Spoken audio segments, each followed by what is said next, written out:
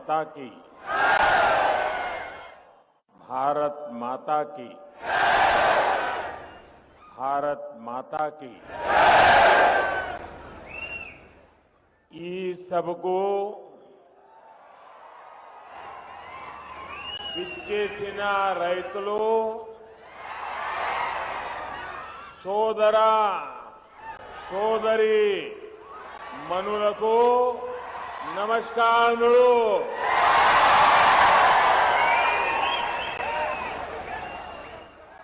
तेलंगाना की governor doctor Tamilisai Soundararajan जी, केंद्रीय मंत्रिमंडल में मेरे सहयोगी श्री किशन रेड्डी जी, भगवंत खुबा जी, संसद में मेरे साथी पंडित संजय कुमार जी,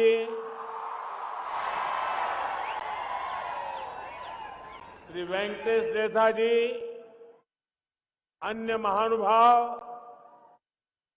भाई और बहनों, रामागुंडम की धरती से पूरे तेलंगाना को मेरा आदरपूर्वक नमस्कार। और अभी मुझे बताया गया और मैं अभी टीवी स्क्रीन पर भी देख रहा था कि इस समय तेलंगाना की 70 विधानसभा क्षेत्रों में 70 असेंबली सेगमेंट में हजारों किसान भाई बहन वे भी इस कार्यक्रम में हमारे साथ जुड़े हुए हैं। मैं इन सभी किसान भाइयों बहनों को भी उनका स्वागत करता हूं, उनका अभिनंदन करता हूं। साथियों, आज 10,000 करोड़ रुपए से अधिक की विकास परियोजनाओं का लोकार्पण और शिलान्यास तेलंगाना के लिए हुआ है। ये परियोजनाएं यहां खेती और उद्योग दोनों को बल देने वाली है। फर्टिलाइजर प्लांट हो, नई रेल लाइन हो,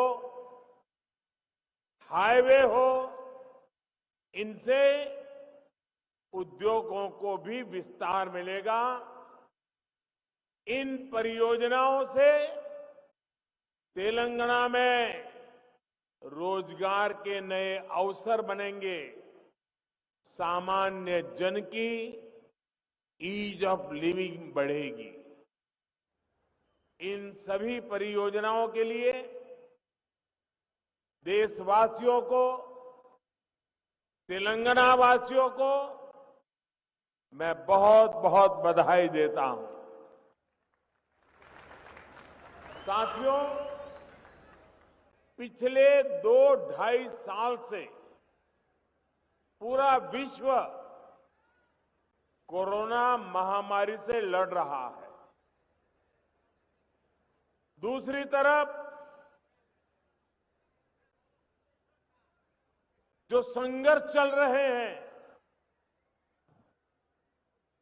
तनाव चल रहे हैं, मिलिट्री एक्शन हो रहे हैं, उसका परिणाम भी, उसका प्रभाव भी देश और दुनिया पर पड़ रहा है। लेकिन इन विपरीत परिस्थितियों के बीच आज हम सभी पूरी दुनिया में एक और बात प्रमुखता से सुन रहे हैं। दुनिया के तमाम एक्सपर्ट्स कह रहे हैं कि भारत बहुत जल्द दुनिया की तीसरी सबसे बड़ी इकोनॉमी बनकर के उस दिशा में तेज गति से आगे बढ़ रहा है। सभी एक्सपर्ट ये भी कह रहे हैं कि जितनी ग्रोथ 90 के बाद 30 साल में हुई उतनी अब सिर्फ कुछ ही वर्षों में होने वाली है। आखिर इतना अभूतपूर्व विश्वास आज दुनिया को, आर्थिक जगत के विद्वानों को इतना विश्वास आज भारत पर क्यों है? इसका सबसे बड़ा कारण है भारत में पिछले 8 वर्ष में हुआ बदलाव। पिछले 8 सालों में देश ने काम करने के पुराने तौर तरीके बदल डाले। इन 8 वर्षों में गवर्नेंस को लेकर सोच में भी बदलाव आया है, अप्रोच में भी बदलाव आया है। चाहे इंफ्रास्ट्रक्चर हो, चाहे सरकारी प्रक्रियाएं हो, चाहे ईज ऑफ डूइंग बिजनेस हो, इन बदलावों को प्रेरित कर रही है भारत की एस्पिरेशनल सोसाइटी। आज विकसित होने की आकांक्षा लिए आत्मविश्वास से भरा हुआ नया भारत दुनिया के सामने है। भाइयों और बहनों, विकास हमारे लिए 24 घंटे, 7 दिन, 12 महीने और पूरे देश में चलने वाला मिशन है। हम एक प्रोजेक्ट का लोकार्पण करते हैं तो अनेक नए प्रोजेक्ट पर काम करना शुरू कर देते हैं। ये हम आज यहां भी देख रहे हैं। और हमारा ये भी प्रयास होता है कि जिस प्रोजेक्ट का शिलान्यास हो उस पर तेजी से काम हो और वो तेजी से पूरा हो। रामागुंडम का ये फर्टिलाइजर कारखाना इसका एक उदाहरण है। इस साल 2016 में इसका शिलान्यास किया था और आज इसे राष्ट्र को समर्पित कर दिया गया है। भाइयों और बहनों, 21वीं सदी का भारत बड़े लक्ष्यों को तय करके उन्हें तेजी से प्राप्त करके ही आगे बढ़ सकता है।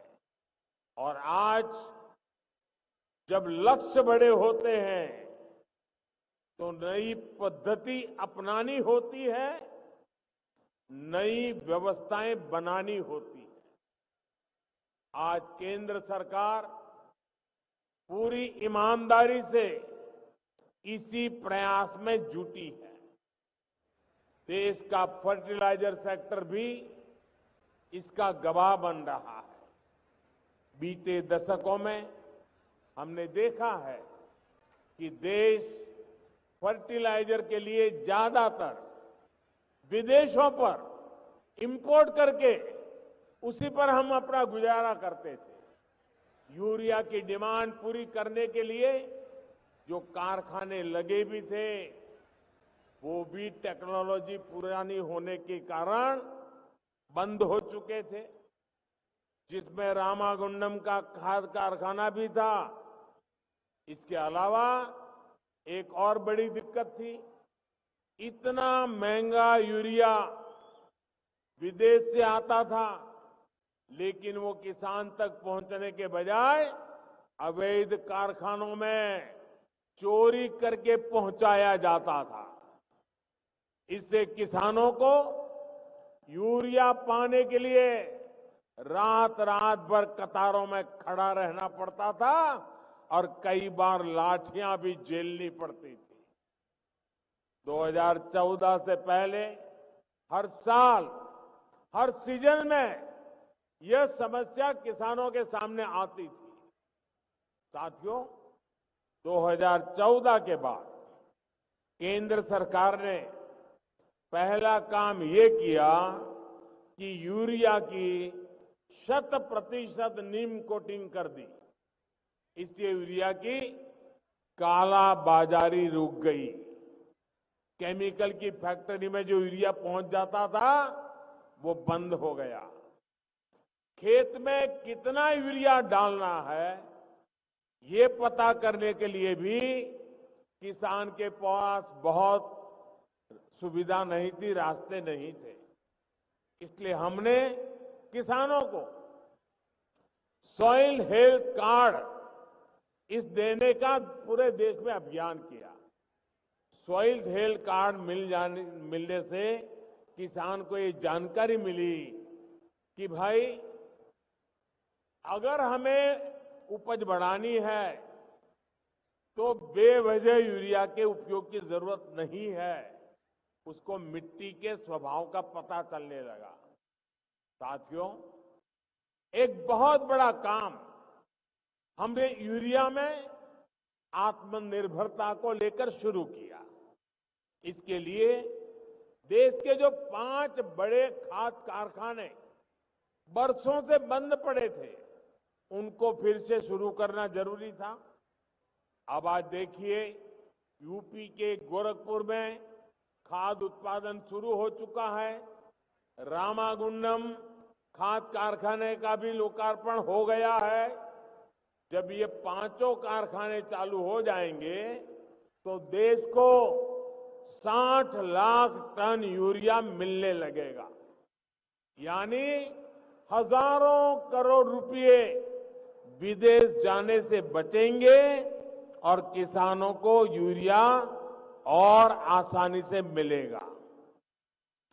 रामागुंडम खाद कारखाने से तेलंगाना के साथ ही आंध्र प्रदेश, कर्नाटका, छत्तीसगढ़ और महाराष्ट्र के किसानों को भी मदद मिलेगी। इस प्लांट की वजह से इसके आसपास दूसरे बिजनेस के अवसर बनेंगे।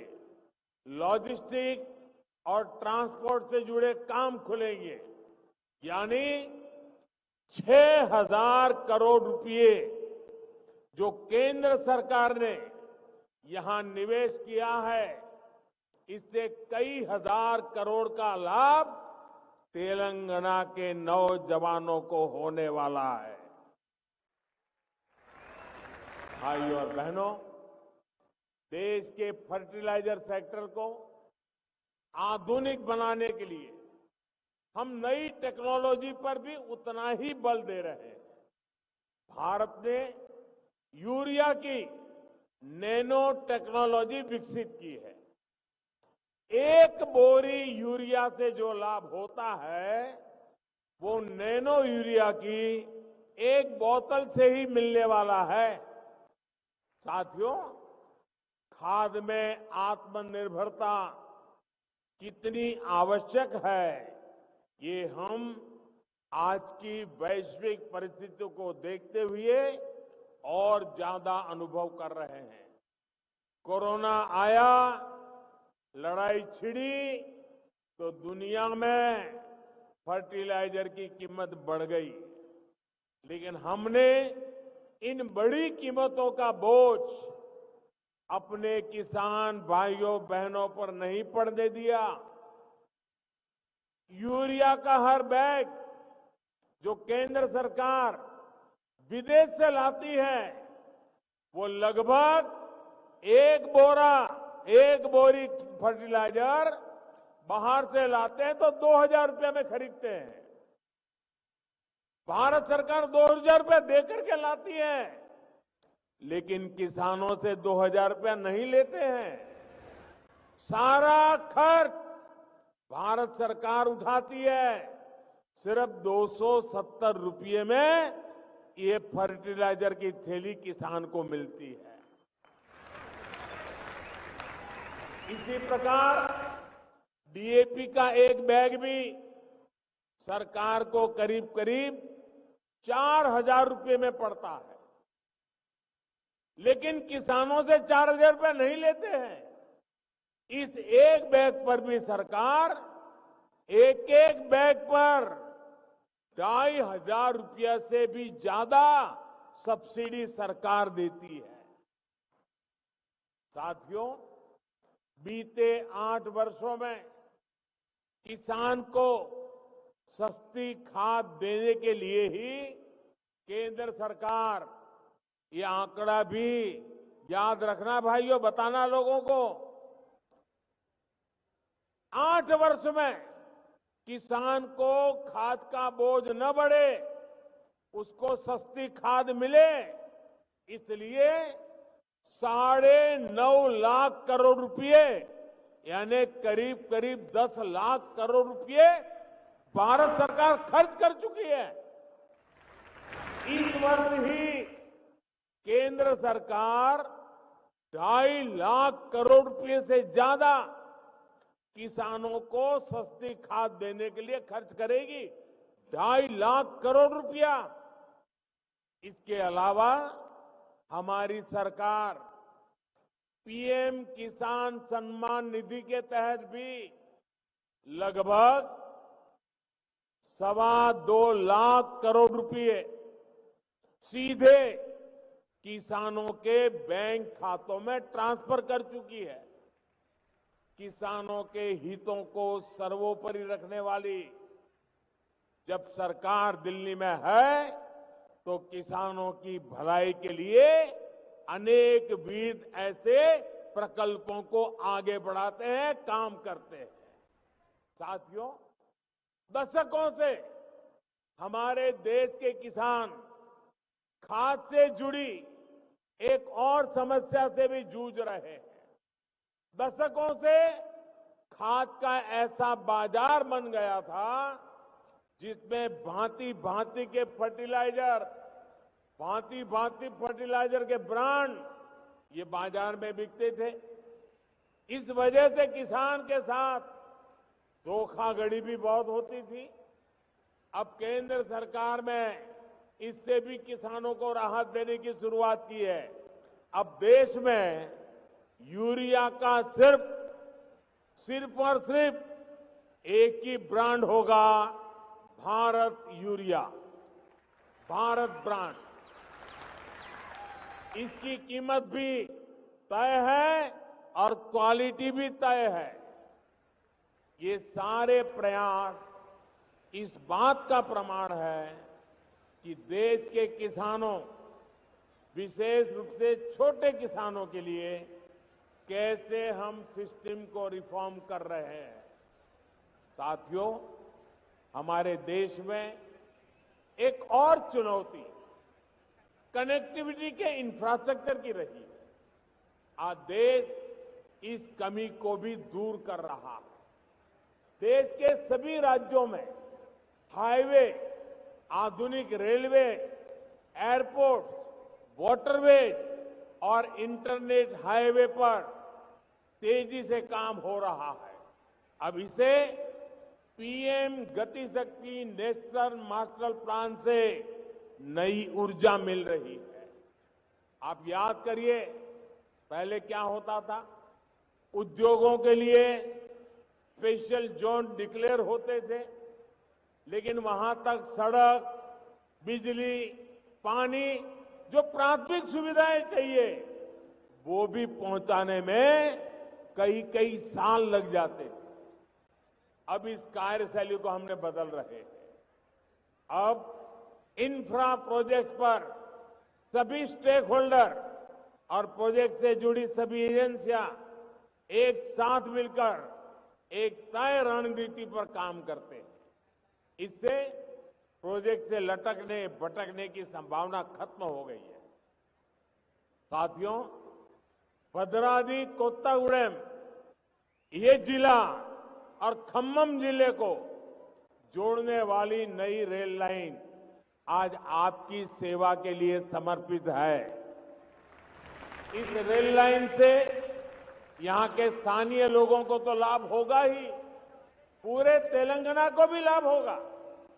इससे तेलंगाना के बिजली सेक्टर को लाभ होगा, उद्योगों को लाभ होगा और नौजवानों के लिए रोजगार के नए अवसर बनेंगे। निरंतर प्रयासों के कारण 4 साल में ये रेल लाइन बनकर भी तैयार है और बिजलीकरण भी हो चुका है।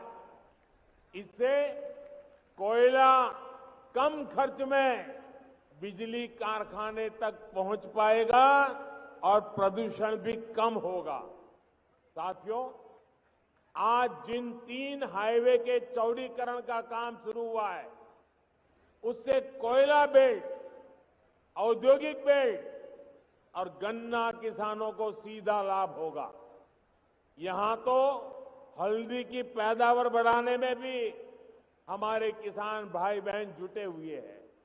गन्ना किसान हो, हल्दी पैदा करने वाला किसान हो, यहां सुविधाएं बढ़ेगी तो उनके लिए अपनी उपज का ट्रांसपोर्टेशन आसान होगा। इसी प्रकार कोयले की खदानों और बिजली कारखानों के बीच भी सड़क चौड़ी होने से सुविधा होगी, समय कम लगेगा। Hyderabad Warangal industrial corridor, Kakatiya mega textile park की चौड़ी सड़कों से कनेक्टिविटी इनका भी सामर्थ्य बढ़ाएगी। साथियों, जब देश विकास करता है, विकास के कार्यों में गति आती है, तो कई बार राजनीतिक स्वार्थ के लिए कुछ विकृत मानस वाले लोग, कुछ ताकतें अपना अफवाह तंत्र, रूमर्स, अफवाह तंत्र चलाने लगती है, लोगों को भड़काने लगती है। तेलंगाना में ऐसी ही अफवाहें आजकल सिंगारेणी कोयलरीज कंपनी लिमिटेड SCCL और विभिन्न कोल माइंस को लेकर उड़ाई जा रही है। और मैंने सुना है हैदराबाद से उसको हवा दी जा रही है, उसमें नए नए रंग भरे जा रहे हैं। मैं आज जब आपके बीच आया हूं तो मैं कुछ जानकारी आपको देना चाहता हूं, कुछ फैक्ट्स आपके सामने रखना चाहता हूं, कुछ तथ्य आपको बताना चाहता हूं।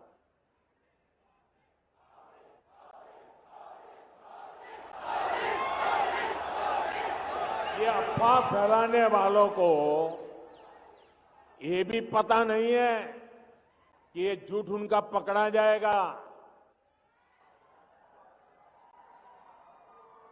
सबसे बड़ा झूठ समझिए, और यहां पत्रकार मित्र बैठे हैं, जरा बारीकाई से देख ले इसको। SCCL में 51% भागीदारी ये तेलंगाना की राज्य सरकार की है, जबकि भारत सरकार की हिस्सेदारी सिर्फ 49% है। SCCL के निजीकरण से जुड़ा कोई भी फैसला केंद्र सरकार अपने स्तर पर कर ही नहीं सकती है। 51% उनके पास है। मैं एक बार फिर दोहराऊंगा, SCCL के प्राइवेटाइजेशन का कोई प्रस्ताव केंद्र सरकार के पास विचाराधीन नहीं है और न ही केंद्र सरकार का कोई इरादा है।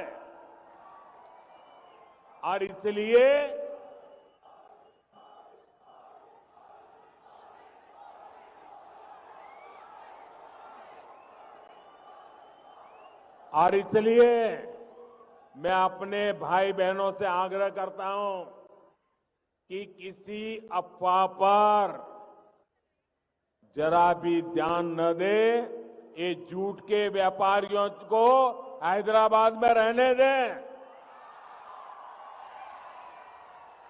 साथियों, हम सभी ने देश में कोल माइंस को लेकर हजारों करोड़ रुपए के घोटाले होते देखे हैं। इन घोटालों में देश के साथ ही श्रमिकों, गरीबों और उन क्षेत्रों का नुकसान हुआ जहां ये माइंस थी। आज देश में कोयले की बढ़ती हुई जरूरत को देखते हुए कोल माइंस की पूरी पारदर्शिता के साथ नीलामी की जा रही है। जिस क्षेत्र से खनिज निकल रहा है उसका लाभ वहां रहने वाले लोगों को देने के लिए हमारी सरकार ने डीएमएफ यानी डिस्ट्रिक्ट मिनरल फंड भी बनाया है। इस फंड के तहत भी हजारों करोड़ रुपए राज्यों को रिलीज किए गए हैं। भाइयों और बहनों, हम सबका साथ, सबका विकास, सबका विश्वास और सबका प्रयास के मंत्र पर चलते हुए तेलंगाना को आगे बढ़ाना चाहते हैं।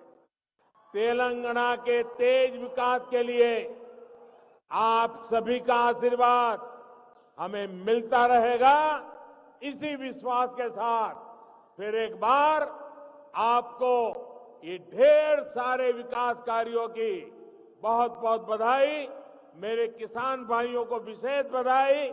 और इतनी बड़ी तादाद में आप लोग आए। हैदराबाद में कुछ लोगों को आज नींद नहीं आएगी। इतनी बड़ी तादाद में आने के लिए मैं आपका बहुत बहुत आभारी हूं। धन्यवाद। मेरे साथ बोलिए भारत माता की।